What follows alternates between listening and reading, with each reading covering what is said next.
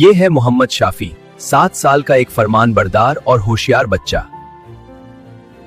شافی کو پرندوں اور جانوروں سے دوستی کرنا بہت پسند تھا۔ واہ، یہ تتلی کتنی حسین ہے۔ پیاری تتلی، کیا تم میری دوست بنو گی؟ تتلی تھوڑی ڈری ہوئی تھی اور بولی، مجھے ڈر لگتا ہے کہ کہیں تم مجھے نقصان نہ پہنچاؤ۔ شافی نے اسے یقین دلایا کہ وہ کبھی بھی نقصان نہیں پہنچائے گا۔ تتلی شافی کی بات پر یقین کر گئی اور اس کے ہاتھ پر آرام سے بیٹھ گئی۔ اب تم میری حفاظت میں ہو پیاری تتلی۔